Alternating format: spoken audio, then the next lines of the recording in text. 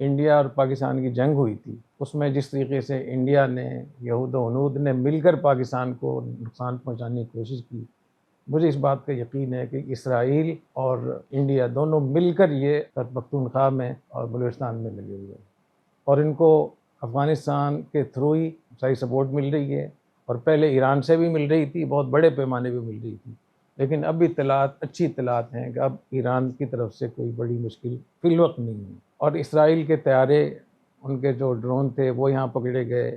اور انہوں نے کھل کر کہا ہے پاکستان ہمارے لیے بڑا مسئلہ ہے، ہم پاکستان کو ٹھیک کریں گے۔ تو میرے خیال میں اس میں تو کوئی دو رائے نہیں ہو سکتی کہ یہ جو بھی کچھ ہو رہا ہے یہ انڈیا اور اسرائیل کا مل کر ہو رہا ہے۔ افغانستان کی امارت اسلامیہ اس وقت میں وہ جن گروپوں کو سپورٹ کر رہی ہے، اس میں سر فہرست TTP ہے، اتحاد المجاہدین ہے، القاعدہ ہے، BLA ہے۔ یعنی آپ حیران ہوں گے کہ اس بات کو کوئی دوسرا آدمی شاید نہ مانے، لیکن دنیا نے اور پاکستان نے وہ تمام شواہد افغان طالبان کو دکھا دیے ہیں۔ BLA کو بھی آپ سپورٹ کر رہے ہیں، القاعدہ کو بھی سپورٹ کر رہے ہیں، اور TTP کو بھرپور سپورٹ کر رہے ہیں۔ پڑوس سے وہاں معسکرات بھی ہیں، وہاں ان کو اعاشہ بھی ملتا ہے، ان کو ماہانہ بھی ملتا ہے، وہاں گاڑیاں بھی ملتی ہیں، ان کو اوطاق بھی ملتے ہیں، اور ان کا علاج معالجہ بھی ہوتا ہے۔ اور اس میں جو بہت بڑی چیز ہے وہ یہ کہ ہندوستان بڑے پیمانے پر سپورٹ کر رہا ہے، مالی سپورٹ بھی کر رہا ہے، اور ہندوستان نے دیکھ لیا، انڈیا نے 7 مئی سے 10 مئی تک جو جنگ ہوئی تھی،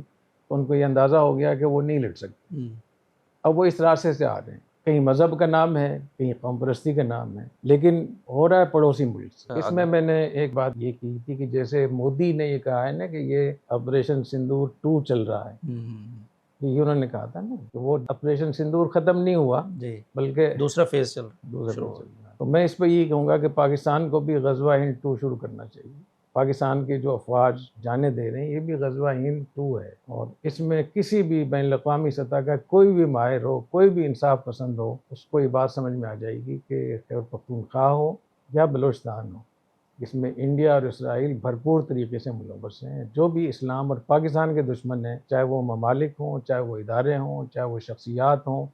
وہ اس میں ملوث ہیں، اور اس میں چونکہ ان کو یہیں کے مقامی لوگ ان کو مل گئے ہیں، تو اس بہانے وہ بہت کچھ کر رہے ہیں۔ اور جہاں تک اس کی بات ہے کہ یہ کتنا شدید ہے، جو اعداد و شمار ابھی آ رہے ہیں، جو روزانہ خبریں آتی ہیں، تو اس کے بعد میں خیال کسی کو شبہ نہیں رہنا چاہیے۔